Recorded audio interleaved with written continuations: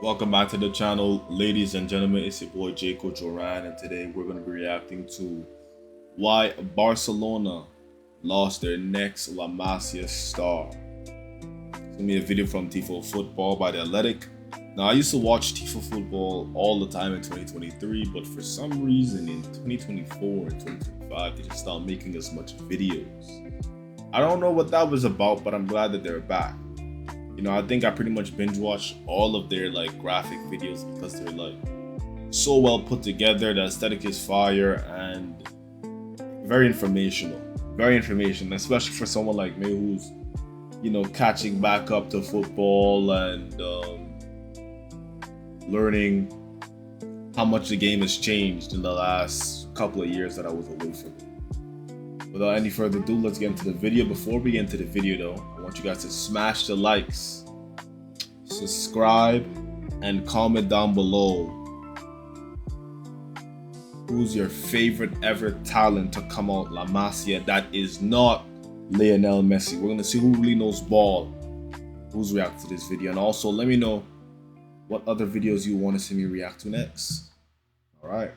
La Masia has been on a roll in recent years. Lamine Yamal, Pau Cubarsí, Alejandro Balde, Xavi, and Fermin Lopez are among the academy products who've propelled Barcelona back up to the top of European football. And Dro Fernandez was supposed to be next off the conveyor belt. The attacking midfielder had made his senior debut in September 2025 after impressing on Barca's pre-season tour of Japan and South Korea, and he was described by sources to The Athletic as manager Hansi Flick's project in La Masia.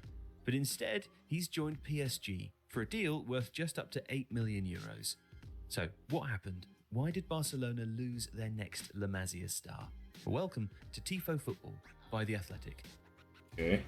On Friday the 16th of January, the morning after Barcelona's slightly fortuitous 2-0 win against Racing Santander, Dro asked to meet with Flick, and the German coach was extremely disappointed by what Dro told him.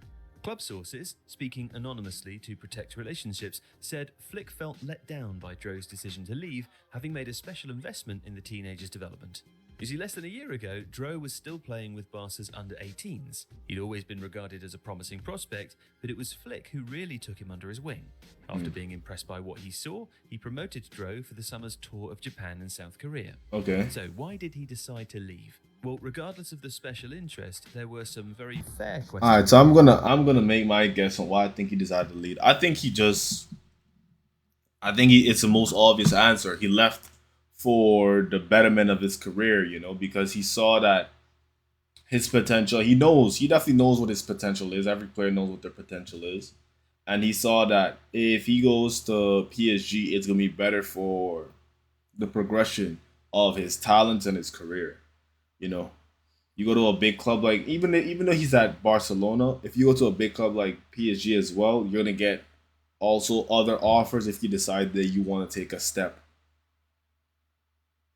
to a other big club. Now, if you're asking me right now, I think Barcelona is one of the hardest clubs you could be at in world football. It's been like that for the last 20 years. But we also know it's very competitive. It's a very competitive atmosphere. When you got monsters like Lamine coming through the ranks, Gavi coming through the ranks, Balde coming through the ranks, you got to watch it back constantly. And if you ever take a dip in form, you could get offered up on a chopping block really easily. Now, when he has to deal with going up against players like Fermin Lopez for that calm attacking midfielder spot and Pedri, I could see why he would want to leave. Who wouldn't want to leave?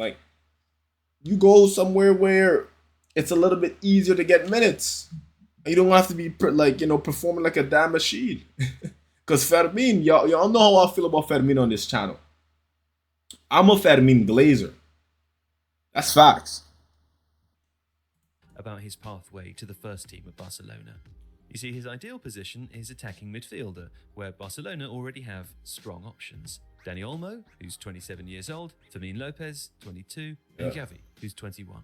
Now, in theory, Dro could still have had opportunities as a winger, but Lamine Yamal is 18, Rooney Botke, signed this summer, is 20, and Rafinha, at 29, is an undisputed starter. Yeah. Additionally, the club ideally want Marcus Rashford to stay, And they're also expected to sign a striker in the summer, perhaps closing the door on a potential role as a false nine. And herein lies the problem. La Masia's talent factory has helped Barca protect their it's no spot. elite clubs in No recent spot. seasons. But the fact so many youngsters are now established as senior players means that there is less of an opportunity for the next generation. Yeah. Yamal, Kubasi, Xavi, and Fermin broke through during troubled times for Barcelona and a lack of top talent in the team. Now, there's elite quality. So, without a pathway forwards, perhaps sideways is the next best option. Now, The Athletic reported that Chelsea were also in the mix for Dro's signature, but Luis Enrique's PSG was ultimately the most appealing project to the player. And Enrique's agent and close friend, Ivan de la Peña, Nah, y'all know I'm Chelsea till I die. Y'all know I'm proper Chelsea. But this makes sense, to be honest. Like from the outward looking in, Chelsea's is coming from very turbulent times, and yes, we just won big silverware with the Club World Cup, but I wouldn't say we're back to where Chelsea's supposed to be in terms of, competing for the league year in and year out, competing for the Champions League year in and year out. So when you're looking at a team like PSG, who's just came from winning a treble, who wouldn't want to go there?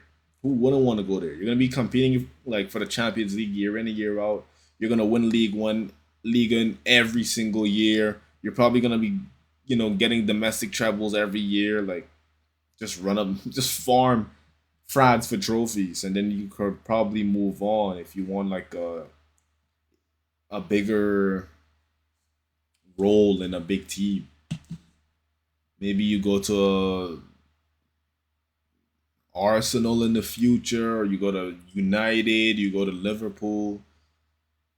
Coming from La Masia, depending on how good this Dro guy is, the world is his oyster. The former Spain international also represents Dro. And Dro is the kind of footballer that does suit Luis Enrique's style. An attacking midfielder with high IQ on the pitch, effectively allowing him to operate anywhere across the offensive front. And that's yet like me, it's chat. hard to envisage him getting significantly increased game time in the French capital. Spain international Fabian Ruiz, 29, is the only midfielder in the PSG team older than 25. Like the video, if your play style is more suited for Barcelona and PSG, comment down below if you're more of a Real Madrid, Liverpool type of player.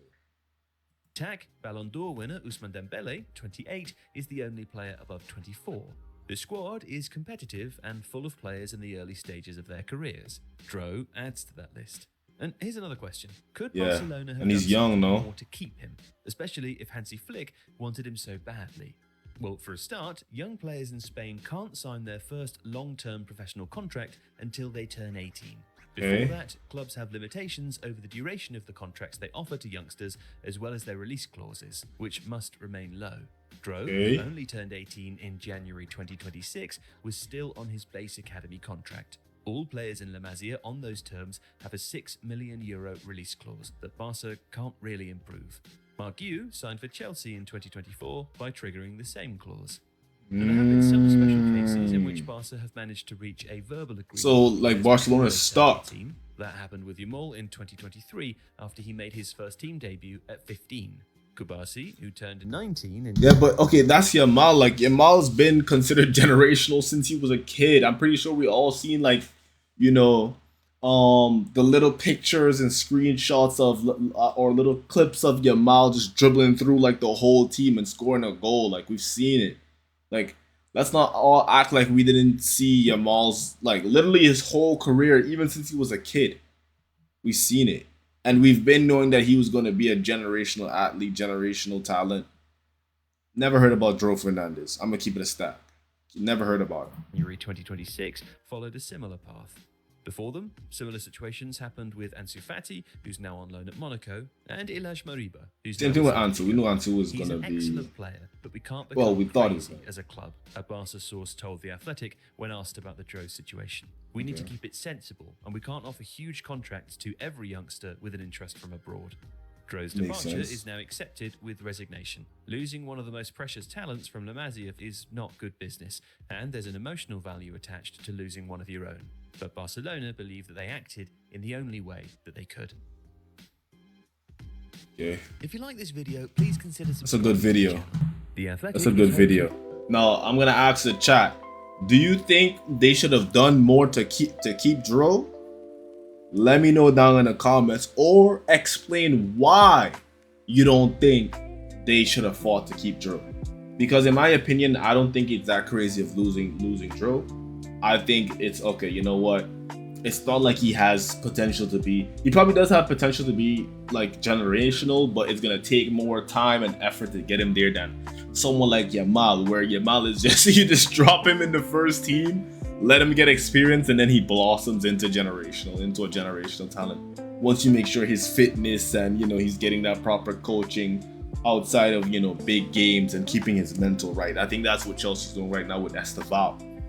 I don't get that same impression about the Dro guy. But you guys let me know in the comments. Make sure you subscribe, make sure you like the video. Let's see you guys on the next one. Deuces, peace.